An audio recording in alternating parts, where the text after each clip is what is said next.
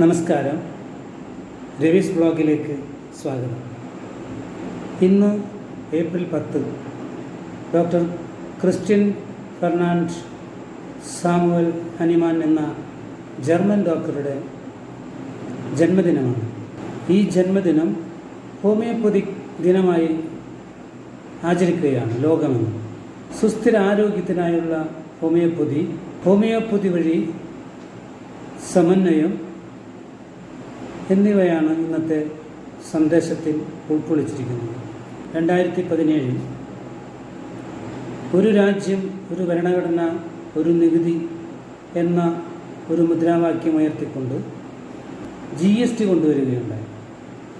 Value added tax എന്ന വാറ്റ് 5% മാത്രമേ ഉണ്ടായിരുന്നുള്ളൂ. 18% വരെയാണ് GST ഓരോ വസ്തുക്കൾക്കും ഈടാക്കുന്നത്. ഔഷധ കമ്പനികളും ഇന്ത്യ ഗവൺമെൻറ്റും തമ്മിൽ ഉണ്ടാക്കിയിട്ടുള്ള ഒരു ഉടമ്പടിയുടെ ഭാഗമായി എല്ലാ ജീവൻ രക്ഷാ മരുന്നുകൾക്കടക്കം 18% വരെ നികുതി വർദ്ധിപ്പിക്കുന്ന അവസ്ഥയാണുള്ളത്. എന്നാൽ നാപ്കിനാണ് 0% കൊടുത്താൽ മതി. ഗർഭനിരോധന ഗുളികകൾക്ക് 0% ടാക്സ്. ICUവിൽ കിടക്കുന്ന ഒരു പേഷ്യൻറ്റിന് അവരുടെ ജീവൻ നിലനിർത്തുവാൻ വേണ്ടി ഉപയോഗിക്കുന്ന മരുന്നുകളുടെ ടാക്സ് എത്രയെന്നറിയോ? 12%.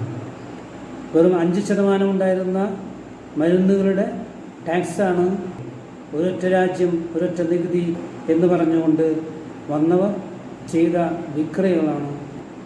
GSTക്ക് പുറമെ എക്സൈസ് ഡ്യൂട്ടി കൂടിയുണ്ട്. ജനങ്ങളെ പിഴിഞ്ഞെടുക്കുന്നതിന് വേണ്ടിയിട്ടുള്ള ഒരു GST സമ്പ്രദായമാണ് ഇന്ന് രാജ്യത്ത് നിലനിൽക്കുന്നത് എന്ന് പറഞ്ഞാൽ ഞാനും നിങ്ങളും ഒരുപോലെ അനുഭവിച്ചറിയുന്ന കാര്യങ്ങളാണ്. നമ്മൾ വസ്തു വാങ്ങിച്ചാൽ നികുതി കൊടുക്കണം, അതുപോലെ തന്നെ വാഹനം വാങ്ങിച്ചാൽ നികുതി അടയ്ക്കണം. ഇതെല്ലാം ഉണ്ട്. എന്നാൽ നാം ആഗ്രഹിക്കാതെ വന്നു ചേരുന്ന അസുഖങ്ങൾക്ക്, രോഗങ്ങൾക്ക് ഇത് ചികിത്സിക്കാൻ വേണ്ടി മരുന്നുകൾ വാങ്ങിക്കുമ്പോൾ നാം അതിന് നികുതി കൊടുക്കണം എന്ന് പറയുന്നത് ഏത് രാജ്യത്ത് നിലനിൽക്കുന്നതാണ്. അവിടെയാണ് ഇന്ത്യ ഗവൺമെൻറ്റും ഔഷധ കമ്പനികളുമായി നെക്സസ് പ്രവർത്തിക്കുന്നുണ്ട്.